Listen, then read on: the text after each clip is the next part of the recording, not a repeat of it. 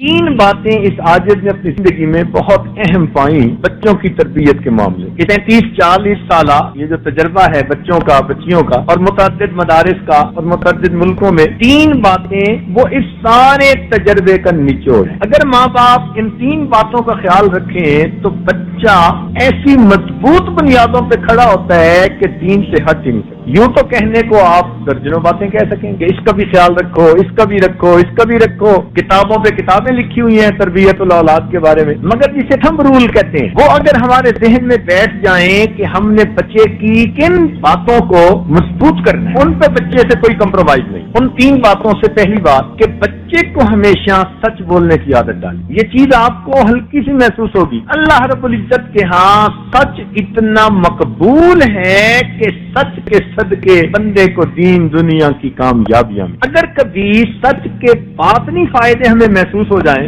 اور سچ کی وجہ سے جو برکتیں زندگی میں آتی ہیں وہ محسوس ہو جائیں تو ہم تو سچ کی خاطر کٹ مرنے کو تیار. اس میں محنت نہیں ہوتی، یہ کام بڑا مشکل ہے، اس لیے کہ اس میں پھر ماں باپ کو بھی سچ بولنا پڑتا ہے. اب پھر کیسے ہوگا کہ ادھر سے فون آیا تو بیٹے کو کہہ دو ابو گھر پہ نہیں ہے، اب وہ بچہ سچ کیسے بولے گا؟ اور دوسری عادت بچے کے اندر جو پیدا کرنی چاہیے وہ نماز کا اہتمام. نماز تو پڑھتے ہی ہے، بچپن سے اس کو نماز کا اہتمام سکھانا ہے، تسلی سے وضو کرنا ہے، پاکیزگی کا خیال رکھنا، وقت پہ نماز پڑھنی ہے تکبیر اولیٰ کے ساتھ. اگر وہ بیٹا اس کے اندر ایک فائدہ تو یہ کہ اس بچے کے اندر پاکیزگی آ جاتی ہے، جو کہ بے نمازی بچہ تو استنجے کا بھی خیال نہیں کرے گا، اور اگر نماز پڑھے گا تو کپڑوں کی پاکیزگی کا خیال رکھے تو پاکیزگی بھی آ گئی، وقت کی پابندی بھی آ گئی. اس سے خوش نہ ہو جائیں کہ بچی نماز پڑھتی ہے اور بچہ نماز پڑھتے نہیں.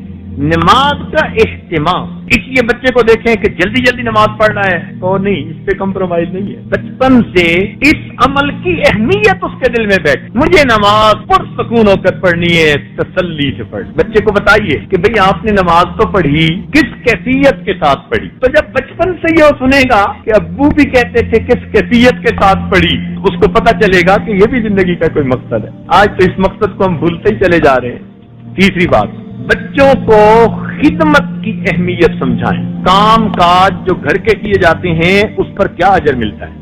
ماں کی خدمت، باپ کی خدمت، بڑوں کی خدمت، استاد کی خدمت، خدمت کا جذبہ بچپن سے بچے کے دل میں ڈال دی. آج تو پانی کا گلاس بھی نہیں خود پی سکتے بچے، وہ بھی دوسرے کو کہتے ہیں کہ لائیے. اس لیے آج شکایت ہے اکثر ماں باپ کی طرف سے، بچے کام میں دلچسپی نہیں لیتے. بھئی آپ نے بچپن میں کون سی خدمت سکھائی ہے اس کو؟ کیا پتا یہ بچہ کبھی کس اللہ والے کی خدمت کرے اور اس کی اس کو دعا لگے. اس کو بتائیے کہ معذوروں کی خدمت کی جاتی ہے، بوڑھوں کی خدمت کی جاتی ہے، تو اس کے دل میں رحم کا مادہ پیدا ہو، احساس ہمدردی ہوگا. اس ایک لفظ خدمت کی وجہ سے اس بچے کے اندر اچھے اخلاق آتے چلے جائیں گے. جب دوسروں کی بات سنے گا جو بڑے ہیں تو پھر ماں باپ کی کیوں نہیں سنے گا؟ آج اس کو خدمت بتائی نہیں، وہ ماں باپ کی بھی نہیں کرتے.